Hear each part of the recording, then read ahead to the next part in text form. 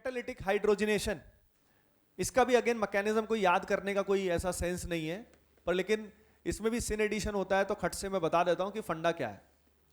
यहां pi bond है, यहां फॉर एग्जांपल हाइड्रोजन की बजाय मैंने जान करके D2 लिया ताकि मैं सिन एडिशन को ढंग से दिखा सकूं, समझा सकूं। D2 के साथ मैंने यहाँ पे कोई कैटलिस्ट लिया, प्लेटिनम, पैलेडियम या निकल, ऐसा कोई कैटलिस्ट लिया इस तरह का। अब कैसे होती है रिएक्शन, कैसे होती है ये थोड़ा जल्दी देखना होगा। रिएक्शन जो होती है ना वो यहाँ पे कैटलिस्ट के सरफेस पे होती है। ये यहाँ पे कैटलिस्ट है, और कैटलिस्ट जो है मेटेलिक कैटलिस्ट है, काफी महंगे कैटलिस्ट होते हैं प्लेटिनम, पैलेडियम, तो कैटलिस्ट को बहुत ही कम क्वांटिटी में यूज किया जाता है। अब ये जो कैटलिस्ट है काफी कॉस्टली जो है,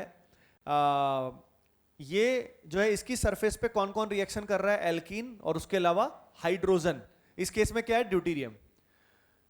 ये दोनों के दोनों जो होते हैं ये इसकी सरफेस पे कनेक्ट हो जाते हैं। ये जो इसकी सरफेस पे कनेक्ट हो जाते हैं क्योंकि यहां पे इसकी सरफेस में क्या होते हैं, होल्स होते हैं, बहुत सारे छोटे छोटे पोर्स होते हैं। तो उसके अंदर ये जो कनेक्शन होता है, इसको जो टर्म देते हैं सरफेस केमिस्ट्री में, अभी शायद किसी ने पढ़ा होगा नहीं, क्या बोलते हैं, एडजॉर्प्शन। क्या बोलते हैं, एडजॉर्प्शन। तो यहां पे ये भी एडजॉर्ब हो गया, ये भी क्या हो गया, एडजॉर्ब।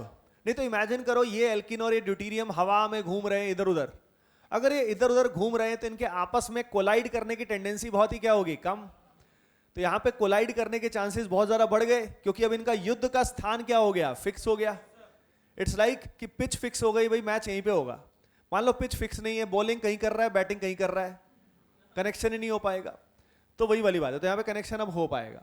कनेक्शन जब होगा तो यहाँ पे अब क्या होगा, जैसे कि आप जानते हो हमेशा की तरह पुराने बॉन्ड टूटेंगे और नए बॉन्ड बनेंगे। अब पुराने बॉन्ड कौन कौन से टूटने वाले, तो ये पाई बॉन्ड टूटेगा और ये सिग्मा बॉन्ड भी टूटेगा। अगर पाई बॉन्ड भी टूटा, सिग्मा बॉन्ड भी टूटा, तो यहां पे वैलेंसीज बहुत सारी फ्री हो गई। इन दोनों कार्बन की वैलेंसी फ्री हो गई, ड्यूटीरियम की फ्री हो गई। तो यहां पे क्या होगा, बॉन्ड बनेगा। ठीक है, तो ध्यान से देखो, यहां पे जो ये वाला दिख रहा है, ये सिग्मा बॉन्ड बन रहा है, ये सिग्मा बॉन्ड बन रहा है, ये पाई और ये सिग्मा टूट रहा है। अब पाई और सिग्मा टूट के जब दो सिग्मा बनेंगे तो ओवरऑल एनर्जेटिकली क्या होगा, बेनिफिट। क्या होगा भाई, बेनिफिट। क्योंकि यहां पे सिग्मा और पाई में स्ट्रॉन्गर क्या होता है, सिग्मा। तो पहले एक पाई था, उस पाई की जगह क्या बन गया, सिग्मा। ये हो रहा है। तो इस तरीके से यहां पे धीरे धीरे करके अब लास्ट में क्या होता है, लास्ट में डिसॉर्प्शन होता है। क्या होता है, डिसॉर्प्शन। मतलब अब ये कनेक्टेड थे पहले, तो रिएक्शन हुआ, फाइनली क्या होगा, उड़ निकल गया ये। मतलब ये ड्यूटीरियम लगने के बाद यहां से ये डिसॉल्व हो गया, तब ये फाइनली निकल जाता है। तो पहले जुड़ते हैं, जुड़ने के बाद गुल खिलते हैं और उसके बाद वो चला जाता है, कनेक्ट होता है। नाउ द पॉइंट इज कि भाई इसमें कैटलिस्ट का रोल तो आपको समझ में आ ही गया। भाई कैटलिस्ट की हेल्प से एक्टिवेशन एनर्जी की रिक्वायरमेंट क्या हो गई, कम। क्योंकि एक ही जगह पे एक ही सरफेस पे है, तो इसने पूरा प्लेटफॉर्म प्रोवाइड कर दिया कि लड़ो यहां पे। तो यहां पे मजा आ रहा है।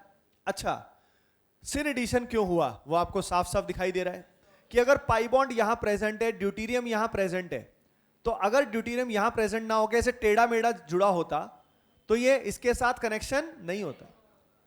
अगर इसका इलेक्ट्रॉन का फ्लो दिखाना है तो इस तरीके से दिखाया जा सकता है, कुछ ऐसा। ये इलेक्ट्रॉन यहां चले गए दो, ये दो इलेक्ट्रॉन यहां चले गए, इस तरीके से। पर फंडामेंटल बात ये है कि कौन कहां गया है मैटर नहीं करता। ये जो प्रोसेस हुआ इसको एक नाम दिया जाता है, इट इज नोन एज, इस तरह की रिएक्शन को बोला जाता है कंसर्टेड रिएक्शन या कंसर्टेड मैकेनिज्म। कंसर्टेड मैकेनिज्म का मतलब ये है कि ना तो यहां कैटायन बनेगा, ना यहां एनायन बनेगा, ना यहां फ्री रेडिकल बनेगा, ना यहां कार्बीन बनेगा, कुछ नहीं बनने वाला। यहां सिंपली बॉन्ड टूटेंगे और नए बॉन्ड बनेंगे। तो यहां किधर फ्लो हो रहा है, क्या हो रहा है, ये सारा कुछ भी फर्क इस बात से नहीं पड़ता। तो इस तरह के स्टेप्स को जब सिंगल स्टेप में रिएक्शन हो जाती है, इस तरह के मैकेनिज्म को क्या बोलते हैं, कंसर्टेड। आपके लिए इंपॉर्टेंट नहीं है इतना ये टर्म, लेकिन मैंने नॉलेज के लिए बताया। उससे अगली बात, ये जो मैकेनिज्म होता है, एक और टर्म है जो थोड़ा बाहर, मतलब एक्स्ट्रा टर्म है, वो है पेरिसाइक्लिक। ये जो रिएक्शन हुआ इसको बोलते हैं पेरिसाइक्लिक टाइप का मैकेनिज्म होता है, मतलब रिएक्शन के अंदर। क्योंकि यहां पे ये रिंग टाइप का ट्रांजिशन स्टेट इसके अंदर बन रहा है, तो सॉर्ट ऑफ इस तरह का इसमें मैकेनिज्म हो रहा है। चलो वो सब ठीक है, पर एक बात तो आपको समझ में आ गई होगी बिल्कुल साफ साफ कि भाई दोनों ड्यूटीरियम जो आएंगे वो सेम साइड ही आएंगे, क्योंकि यहां पे ये सेम साइड ही थे। ये दोनों डी अपोजिट साइड हो ही नहीं सकते। अगर वो अपोजिट साइड ऐसे करोगे तो रिएक्शन उसमें नहीं होगा। तो ये बात है। तो रीजन समझना बेहद जरूरी था, कैटलिस्ट का रोल समझना जरूरी था अंडरस्टैंडिंग के लिए, नहीं तो बाकी क्वेश्चन करने के लिए तो पहले ही सीख लिया था कि दोनों को सेम साइड लगा दो, या तो आगे या पीछे, बस। तो ये 2-3 पॉइंट लिख लेना, बल्कि इसकी भी लिखने की जरूरत नहीं है, पेरिसाइक्लिक भी टर्म यूज मत करो, आप सिर्फ कंसर्टेड लिख लो, बहुत है, इतना बहुत है। ये हो गया, कैटलिस्ट का रोल आपने देख लिया कि क्या होता है।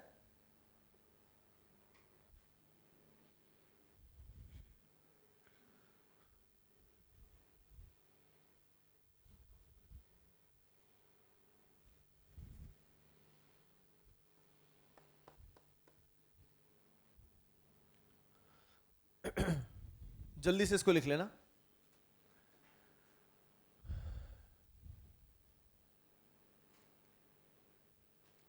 अब देखो, एक इसमें इससे रिलेटेड इंटरेस्टिंग क्वेश्चन बनता है, वो मैं आपको बताता हूं, इसी के साथ साथ बताता हूं। जैसे मान लो ए हमारे सामने दिया हुआ है और ए का हाइड्रोजनेशन कराया गया, कैटालिटिक हाइड्रोजनेशन कराया गया, और हाइड्रोजनेशन करके क्या बना, प्रोपेन बना। पूछा है आपसे कि कितने प्रकार के ए हो सकते हैं। जैसे ए यहां पे दिया C3H6 और यहां पे हाइड्रोजनेशन किया और ये बना, पूछा how many types of A R possible. भाई सीधी बात है, यहां C3H6 है, C3H6 में डीबी वैल्यू निकालो, कितना आएगा, 1 आएगा। तो रिंग है या पाई बॉन्ड है, रिंग इसमें नहीं हो सकता क्योंकि क्या हो रहा है, हाइड्रोजनेशन, तो क्या होगा, पाई बॉन्ड। तो ये बताओ, जब हाइड्रोजनेशन होता है तो क्या उसके स्ट्रक्चर में असर पड़ता है, मतलब स्ट्रक्चर में असर पड़ता है, लेकिन क्या उसका सिग्मा बॉन्ड में असर पड़ता है क्या? सिग्मा बॉन्ड पहले जो थे वही क्या थे, बाद में। तो इन दोनों में फर्क जो है वो सिंपली किस बात का है, पाई बॉन्ड का। यानी इस तरह के सवाल करने का डायरेक्ट तरीका क्या है, पाई बॉन्ड लगा दो, इसमें आ गया आंसर डायरेक्ट। जैसे अगला सवाल यहां पे है, ए का फॉर्मूला दिया है C4H8, C4H8 में हाइड्रोजनेशन किया और ये बना दिया। अब पूछा है बताओ ए कितने प्रकार के हो सकते हैं, 3। तो लो सिस ट्रांस भी तो होगा, बात समझ में आई क्या? तो इसलिए ध्यान रखना बहुत जरूरी है। अगर आपसे पूछे how many A R possible, तो भाई सिस और ट्रांस ऑटोमेटिकली अलग ही होते हैं, दे आर नॉट सेम। तो इसलिए कितने हुए, 3। लेकिन अगर पूछे how many structure of A R possible, तो कितना आएगा, 2।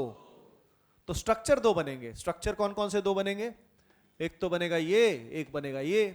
लेकिन अगर पूछे टोटल कितने ये पॉसिबल हैं, तो कितने हुए, 3, क्योंकि ये GI भी शो कर रहा है। तो ये इस तरह का क्वेश्चन भी कभी कभी इसमें बन जाते हैं, राइट।